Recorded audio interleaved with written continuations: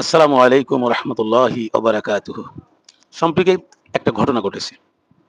জামাত ইসলামের এমপি সাহেবের এমপিগিরি শেষ হয়ে গেছে কচি একটা মেয়ে মানুষ নিয়ে হোটেলে ধরা খাওয়ার পরে। এখন এই জিনিসটারে সারা দেশে যখন সোশ্যাল মিডিয়ায় তোলপাড়, ভাইরাল, সি করতেছে, ওদের অরিজিনাল চরিত্র যখন ধরা পড়ে গেছে, তখন এটাকে আড়াল করার জন্য, এই অনৈতিক কাজটাকে, এই হারাম জেনার কাজটাকে আড়াল করার জন্য চরমনাইর পীরের মুরিদের নামে একের পর এক মিথ্যা রটনা সজ্জা। বিষয়টা কেমন?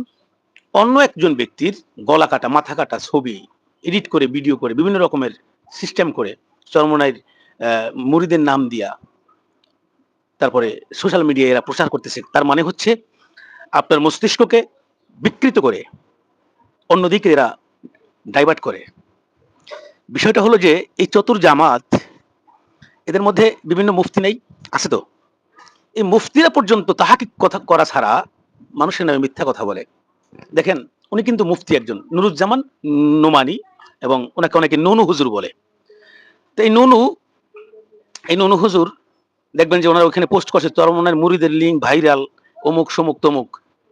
চরমনায়ের মুরিদের প্রস্রাবের মানে ফেনা যে হয়, এই ফেনার তুলনাও তোর মতো শয়তানের হয় না। আমি বললাম এই কথাটা কারণ কি জানো? চরমনাই পীর সাহেবের মুরিদরা যে প্রস্রাব করে, প্রস্রাবের যে আল্লাহ রসুলের সুন্নাত তরিকার নিয়ম অনুযায়ী করে। কথা বোঝো নাই মনে হয়? তুই তো একজন মানুষের নামে কথা বলতে গেলে মিথ্যা কথা ছাড়া বলো না। কথা বোঝো নাই?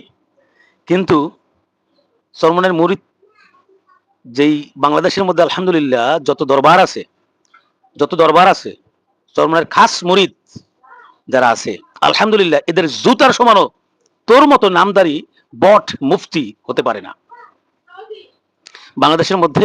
হ্যাঁ, সব কি আর ভালো নাকি? সবাই খুঁটনাট, সবারই দোষ থাকবে, দোষী গুণী মানুষ। তার মানে এই নয় যে তোদের মতো চরিত্রের বিপর্যয় ঘটছে চরমনের মুরিদের মধ্যে, এরকম কোথাও নাই আলহামদুলিল্লাহ। তবে দুই একটা নিছক ঘটনা ঘটতে পারে, তোদের মতো কিছু কুলাঙ্গার লোক চরমনাইর মধ্যে এসে চরমনের পাঁচকুল্লি টুপি ব্যবহার করে এরকম দুই একটা ঘটনা ঘটাইতে পারে, তার মানে চরমনের হয়ে গেছে, ব্যাপারটা এমন নয়।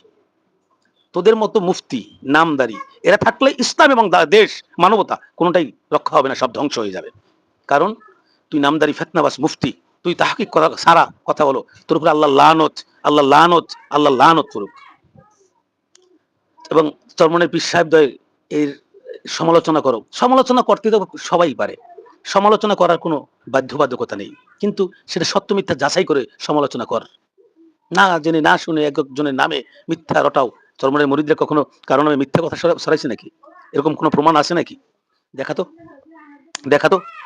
তোদের কাজ এবং তোদের চরিত্র হচ্ছে একের পর এক মানুষের নামে গুজব ছড়ানো। তোরা গুজব বট বাহিনী, আল্লাহ লানত তোদের উপরে।